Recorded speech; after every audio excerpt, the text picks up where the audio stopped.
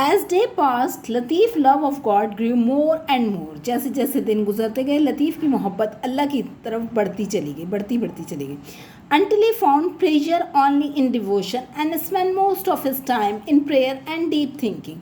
हत्ता कि उनको सिर्फ इबादत में ही खुशी होती है और ज़्यादा वक़्त अपना इबादत में ही गुजारते, गहरी सोच में गुजारते. His spiritual power grew stronger with prayer and devotion. और इनकी जो रूहानी ताकत है वो भी इसकी वजह से बढ़ती चली गई. So much so that people begin to be attracted. अब लोग इनके तरफ अट्रैक्ट होने लगे, मुतासिर होने लगे towards him. Anyone who came to him was strongly impressed by his gentle ways. जो भी इनके पास आता था वो इनके जो मेहरबान फितरत है उससे बड़ा मुतासिर होता था. And his follower increase day by day. और इनके फॉलोअर्स मानने वाले दिन ब दिन बढ़ते चले गए. Close to the mount on which Lal Latif came to live is a natural lake. जहाँ ये बैठते थे, अपना वक्त गुजारते थे, इस टीले के पास एक कुदरती झील थी. His poetic nature love the काम एटमॉस्फेयर. और इनकी जो शायराना फितरत है वो खामोशी को, इस पुरसकून माहौल को बहुत पसंद करती थी.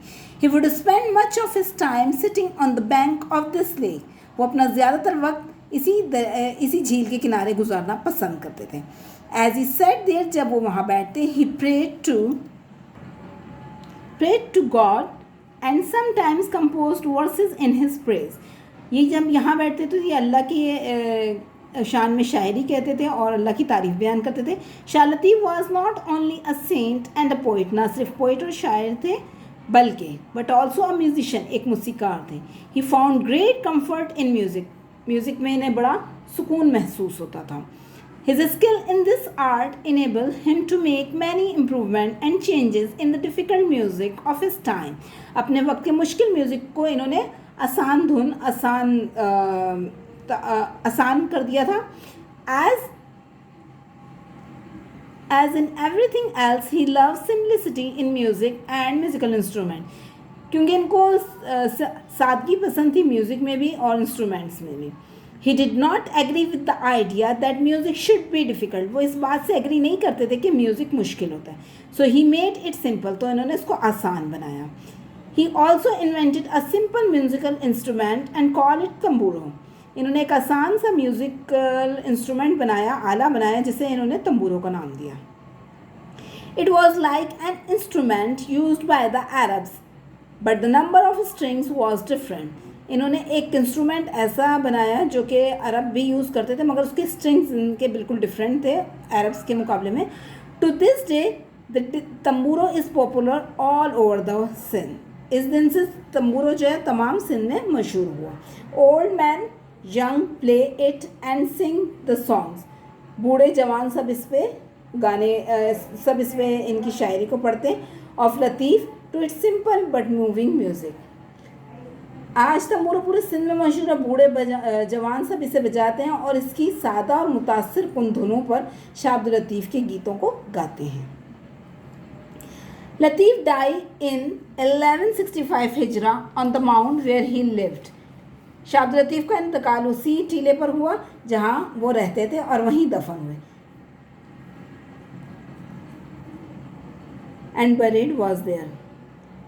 अ famous king of Sindh Ghulam Shah Kalhoro was so devoted to him.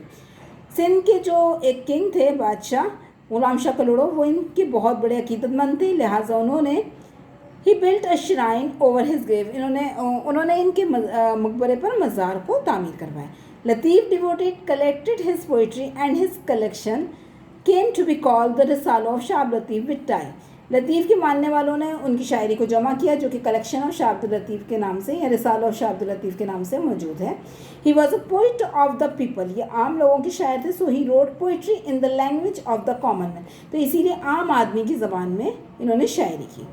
This collection of his poem is so valued. इनकी इस कलेक्शन जो है पोइट्री की वो बहुत ज़्यादा अहमियत रखती है. That it has been translated into many languages.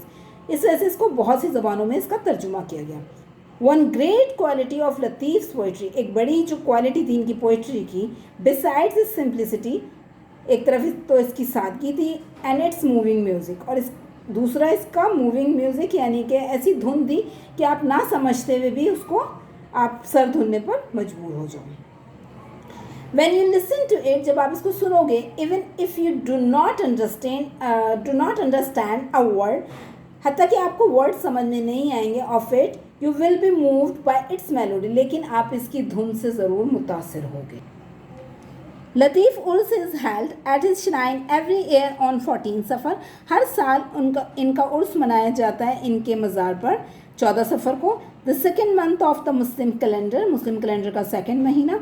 Many thousands of people gather listen to the saints song sung on the tamburo, और बहुत से लोग यहाँ पे जमा होते हैं और सुनते हैं इनके गीतों को तंबूरों पर।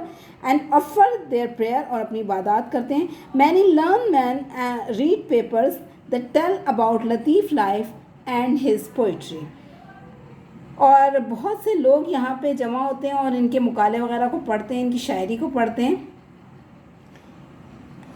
रिसेंटली अ लाइब्रेरी, हाल ही में एक लाइब्रेरी, अ रेस्ट हाउस, एक rest house, and a museum, और एक म्यूज़ियम हैव बीन बिल्ड, बनाया गया है यहाँ पे।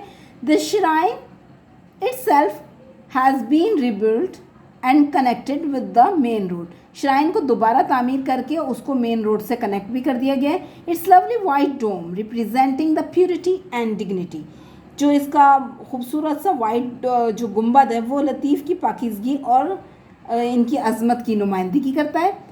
Can be seen from many kilometers, जो कि बहुत दूर से भी नज़र आता है। Latif message is the message of love, Latif का मैसेज मोहब्बत का मैसेज था। He believe in the brotherhood, वो ब्रदरहुड पे, वो भाईचारे पर यकीन रखते थे। And equality of man and in pleasing God by good deeds, और वो अल्लाह को अच्छे कामों के ज़रिए खुश करना उनका मेन मकसद था। This according to him is the goal of life, और इनके मुताबिक यही ज़िंदगी का मकसद था।